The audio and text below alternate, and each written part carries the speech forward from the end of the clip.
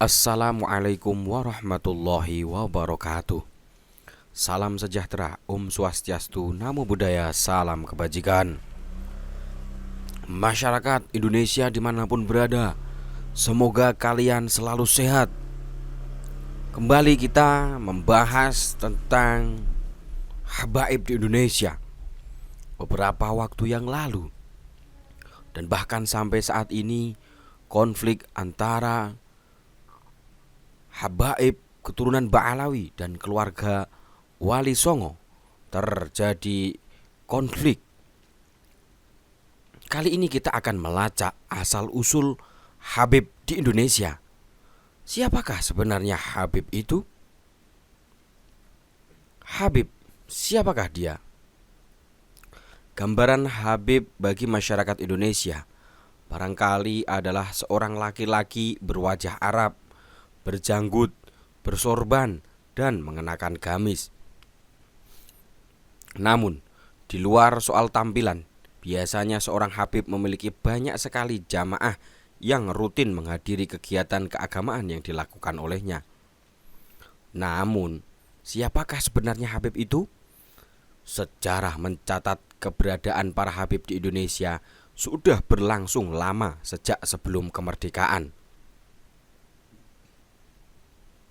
Di antara nama habaib atau nama Habib-Habib di Indonesia yang mempunyai nama dalam lingkup nasional adalah Habib Ali bin Abdurrahman Al-Habsyi atau lebih populer dengan nama Habib Ali Kuitang, pendiri Majelis Taklim Kuitang, Jakarta. Habib Ali Alatas, mantan Menteri Luar Negeri dan yang belakangan banyak menghiasi berita nasional. Habib Rizik Syihab, pendiri dan ketua FPI atau Front Pembela Islam. Selain nama-nama tersebut, masih banyak habaib atau habib-habib lainnya yang mempunyai pengaruh besar. Habib yang secara tekstual berarti kekasih adalah gelar kehormatan yang ditujukan kepada para keturunan Nabi Muhammad SAW yang tinggal di daerah Lembah Hadramaut, Yaman, Asia Tenggara, dan pesisir Sawili, Afrika Timur. Lebih spesifik lagi, definisi keturunan ini mesti dari keturunan Husain, yakni putra Ali bin Abi Thalib, dan Fatimah Az-Zahra, putri Nabi Muhammad SAW. Secara pemaknaan, Quraisy Shihab memberikan penjelasan yang lebih detail mengenai Habib. Habib itu orang yang mengasihi dan dikasihi. Jadi, kalau mengasihi dalam bahasa Arab itu artinya muhib. Kalau yang dikasihi itu namanya mahbub. Kalau Habib bisa berarti subjek, bisa berarti objek. Jadi, Habib tidak boleh bertepuk sebelah tangan. Hanya mau dicintai, tapi tidak mencintai orang, ujar Quraisy Shihab dalam sebuah wawancara. Asal muasal keberadaan para Habib dapat dilacak dari pendirinya, yaitu Ahmad bin Isa, wafat tahun 345 Hijriah.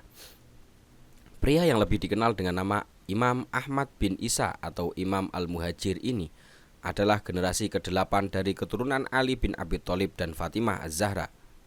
Secara berturut-turut, garis keturunannya dapat dilihat dari diagram berikut ini, yakni silsilah Alawiyin.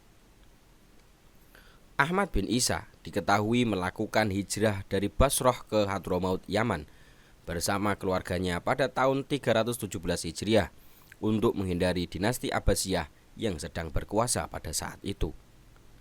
Sebelum ke Yaman, Ahmad bin Isa diketahui pernah melakukan hijrah dari Mekkah ke Madinah.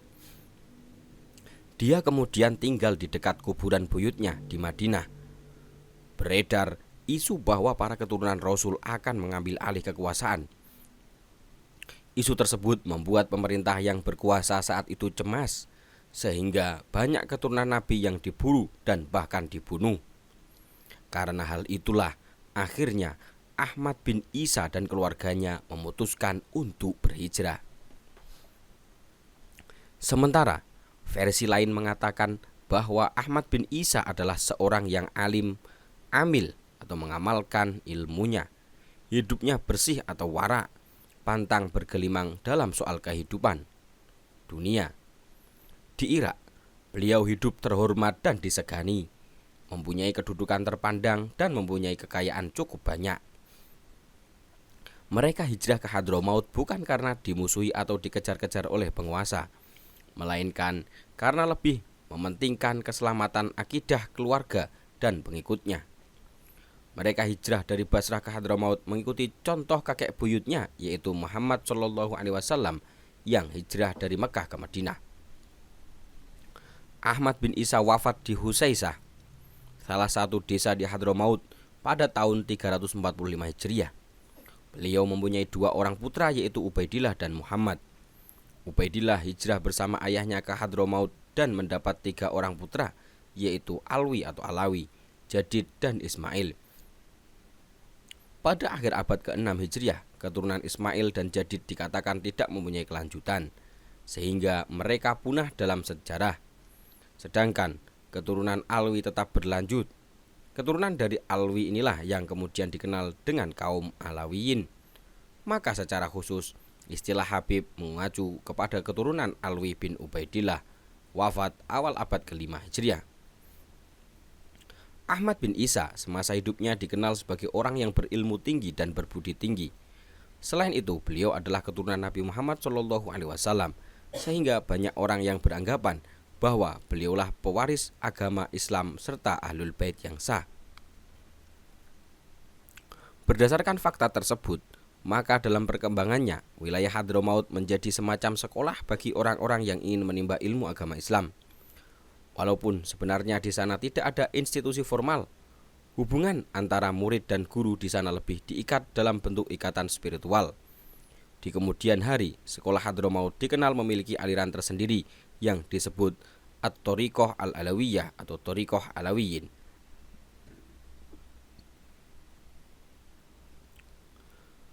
Dengan keberadaan Tarikat Alawiyin, maka istilah Habib di Hadramaut menjadi lebih luas. Tidak lagi dibatasi sebatas garis keturunan. Lulusan sekolah Tarikat Alawiyin yang ternama pun dapat dipanggil sebagai Habib. Namun, bagi kalangan Alawiyin di Asia Tenggara, istilah Habib masih dibatasi berdasarkan garis keturunan. Oleh karena itu, muncul varian-varian lain dari gelar yang disematkan kepada para keturunan Nabi, yaitu Sayyid dan Syarif. Sayyid berarti keturunan Nabi Muhammad dari garis Husain, sementara Syarif adalah keturunan Nabi Muhammad dari garis Hasan.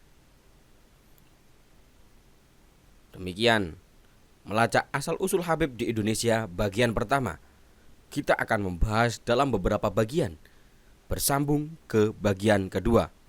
Demikian melacak asal-usul Habib di Indonesia. Semoga memberikan informasi. Salam.